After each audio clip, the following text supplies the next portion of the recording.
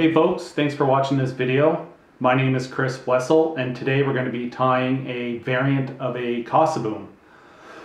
This particular variant is called the Blouin variant. It was invented by Luc-Herve Blouin, and I probably did not pronounce that right. That's about as far as my French pronunciations go. So we're going to start off with uni thread in a white.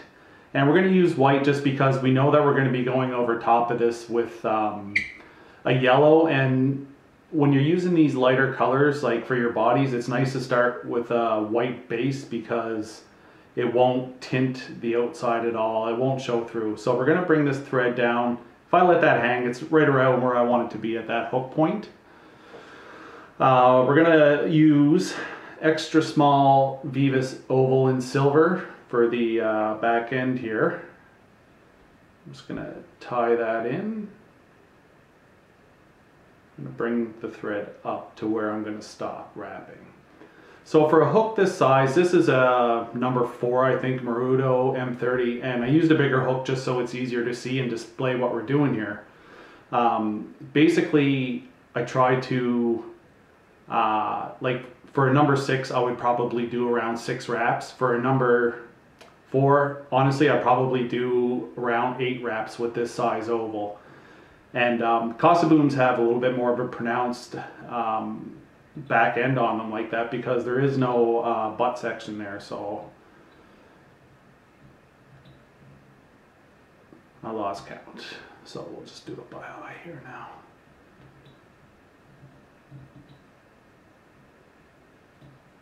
There we go. I think that'll do it. And we're just gonna get that tied in. And where's my scissors?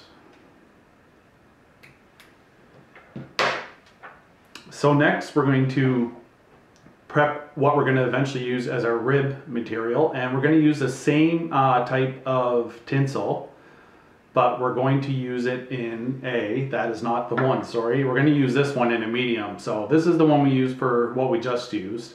And the medium silver is what we're going to use for eventually what's going to be the ribbing. So we take a piece of that, we cut it off, and you're going to just, the way I do this, and again, like a lot of these videos, guys, I'm doing too, it's the way I do it, and it's not necessarily the way that you're going to be finding comfortable to do it, or maybe you've been doing it another way up till now. But I tie this ribbing underneath the shank because it does 2 things by doing that. Basically, it secures the ribbing really well for afterwards, and it creates a little bit of bulk in the body to build this up eventually. So in this video too, I'm going to be spinning my body on a bobbin with uni stretch. We're going to use uni stretch yellow, but I put it on a bobbin because it's a lot quicker to do that way. So to do that, I'm just going to tie this off. Ooh, got messed up there. Yeah, I'm just going to tie this off so I can come in over. I don't use a thread holder on my vise. This is giving me a hard time. This will be fun because it doesn't have to be a really, I'm going over top of this anyway. So like I said, we're going to use uni stretch. It's in the yellow. And we're just going to come down through. And now if you've ever just wrapped this stuff by hand, you understand why I'm using it in a bobbin, because it's so much quicker.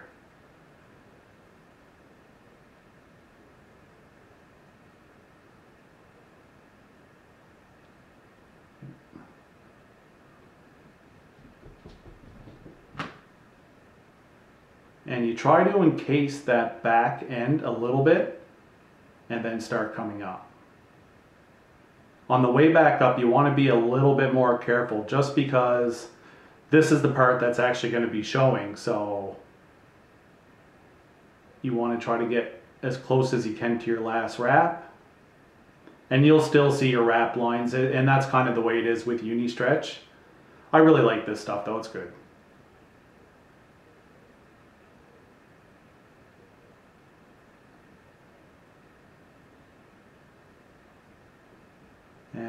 just going to bring it up right till about here.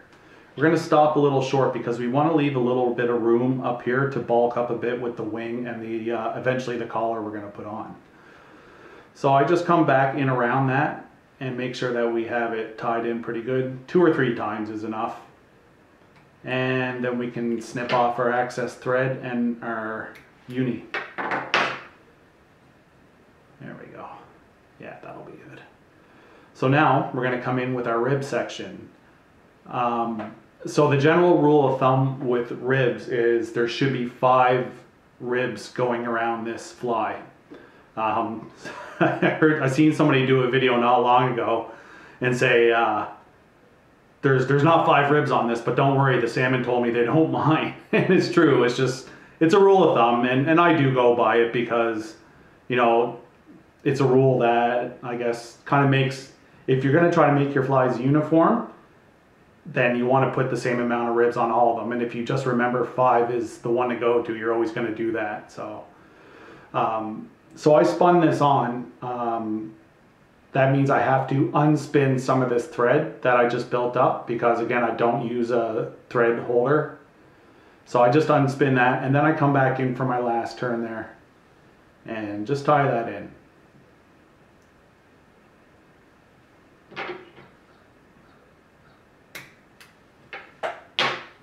All right. Now, we're going to be using gray fox dyed in a yellow. This stuff is so cool. It's made by Shore, and it oh man, I've been using this. It's like Frank's Red Hot. I won't say the words, but I've been using this on everything, and I've been loving it on bombers. And I mean, these wings are just so cool, man. They're really pop. I can't wait to fish this. So when you're I should have showed you that, but when you're dealing with this stuff, it comes with a lot of underfur. I just pulled out a bunch. But the way you want to do this is you want to take the tips between your fingers and grip it really hard and just pull. Sometimes some comes out with it. That's all right. You don't need a lot of this stuff because it fills out very nicely with the black contrast. I'm going to just stack that.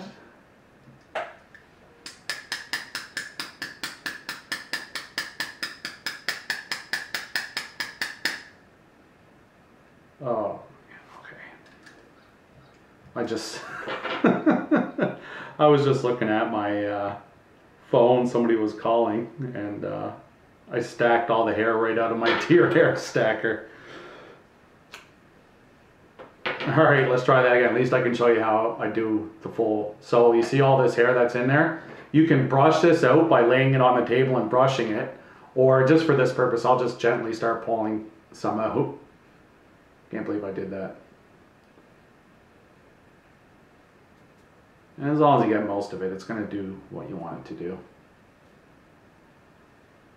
And then you're left with that. You can leave it like that, or you can stack it. I like stacking mine.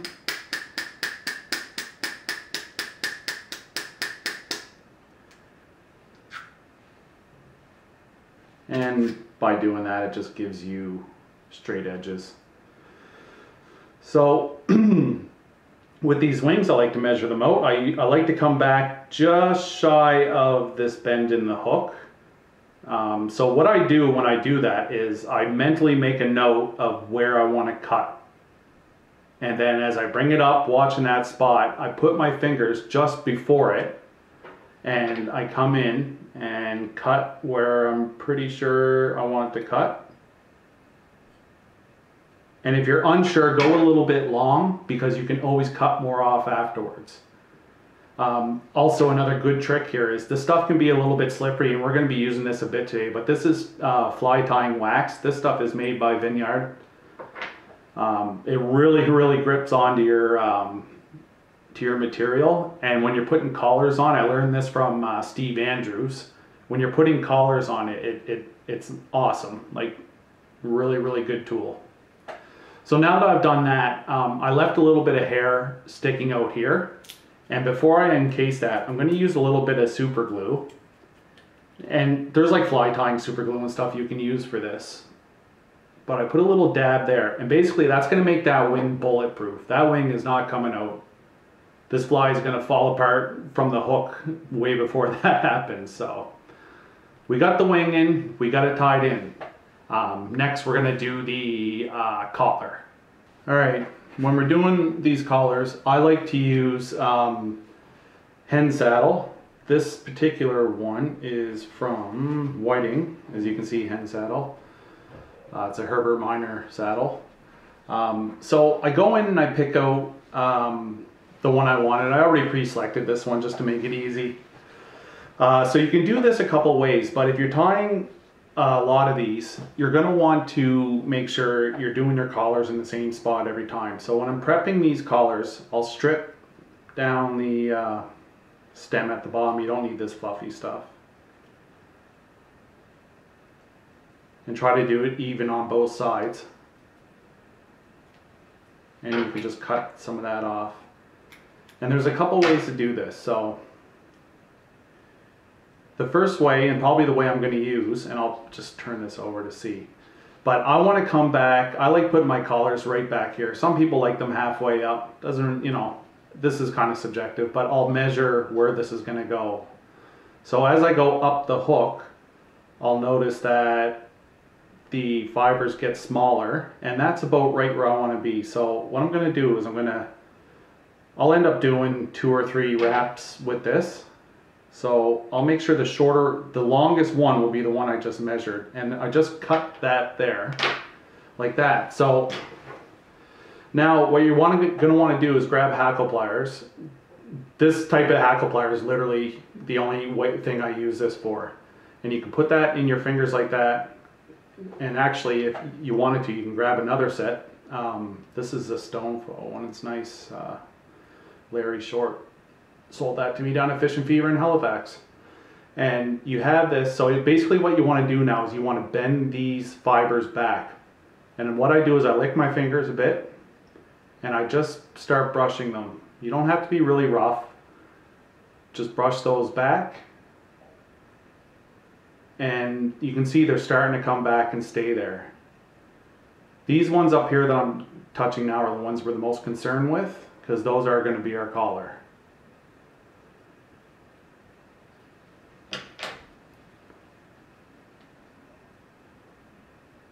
So now we're going to want to prep this thread again, because this is going to help kind of anchor this in. I'm still not like really comfortable doing these, but it's getting better. So basically what I do is I put that stem in as close as I can to my eye, and I come around and I just try to lock that in. And you want to give yourself lots of space from where you're locking it in, because you're going to wrap this around and you're going to come up to about here. So a little cheat for you is to take a bit of crazy glue again, just put a really tiny dab there, but that's going to hold that, because sometimes when you're wrapping this will pull out or whatever. But try to make sure this is a bit dry, because I am actually using Loctite crazy glue, and it really sucks when you get your finger stuck on it. So you're going to come up here where eventually you're hoping to meet your the end of your wraps with your thread. And basically as you're turning this around the hook, you try to brush this back as you're turning. And you can wet your fingers to do that too if you want, but I don't see a real benefit when I do that. And I'm going to go for 3 wraps on this. And then I just hold it by pinching it all down. I hold this down, and I'm going to come up, and as I bring my thread up, you see how I'm pulling my hackle out? That just kind of pulls all these excess fibers out of there so I can get my thread in there to lock this in. So I've done that, I've locked that in. And be really careful where you're cutting, because your thread is in there, and it doesn't take much to blow that out. Just going to trim off that piece. Any little trimming and stuff you want to do is a great time to do it. This collar doesn't look the best right now, but you're going to see a difference here in a minute. So I'm not going to recommend a lot of wraps with my thread right now because I'm actually going to come over this and put on a hot orange head. And I'm going to be using a thicker material. I'm using Glow-Brite. Believe it or not, I'm not sponsored by Glow-Brite. I just really like the stuff. So I'm going to tie this off.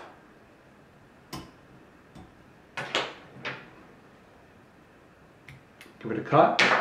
And if you really want to ensure that this collar is going to lock in again, come back over it with a bit of crazy glue up there and down there. Don't overdo it.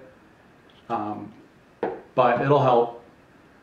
So before I put, this is the Glow-Brite, we're going to use this color today. Another cool trick is to take your Glow-Brite like this, put your thumb on it and just rub it through that wax twice. You don't want to do too many times because it could fray it, but it's going to wax up that line really nice and keep it from sliding around on you. And Glow-Brite does have a tendency to do that. So we make sure we do very careful wraps as we're bringing this around because we don't want to do a lot of wraps. This is very bulky material and you're just doing it for aesthetics. And the salmon told us that they like this color and they love Glow-Brite. So keep in mind, if you haven't watched any of my other videos, I mentioned before about Glow-Brite and how it's UV reflectant. Geez. I should put a bit more wax on this. And that's why I like kind of adding a little bit of it in my flies, just in case there is a correlation between UV and fish. So that is more than enough. Now this head looks like very pasty and you can really see the thread lines in it. That's going to go away by the third time you put your head cement on. And on these heads, I'm using Vinard I don't even know how to pronounce it, celery. I'll show you the bottle in a second. Cellular, I don't know. Really got to start pronouncing stuff before I do these videos. Practice. So now we're going to do what I was talking about earlier. We're just going to give that head a little brush. A dubbing brush actually works really well for this. I don't know what's going on here. There we go. Just give it a little brush and then you can come over afterwards and take your bodkin and just pull some of these apart, and just kind of has a nice look afterwards when you do it that way. And you know what, like if you want to do more wraps, you want a fuller collar on this, by all means do it, you know. Don't listen to the people telling you with these rules and yada yada yada. I think it's foolishness. Just do what you want to do and what you think looks nice. Somebody else will guarantee, I can guarantee you somebody else is going to find what you do nice and they're going to like your flies because of it. It's art, it's subjective. My hands are really shaky today, unfortunately. So I'm just going over this with that head cement I was talking about, and I'll show you the bottle now in a minute.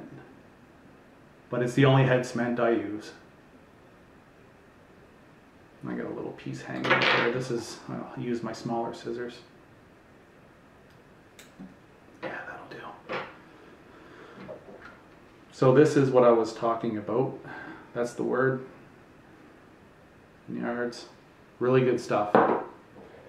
And that is a Blouin variant Cosseboom. The biggest difference from a normal Cosseboom is this dyed gray fox collar and the hot orange head, plus there's no tail on it. So guys, thank you very much for watching this video. I hope it helped. And if you like, please feel free to subscribe to my page. I really enjoy seeing the comments as well, so leave as much feedback as you like and I'll try to get back to you all on it. Thank you.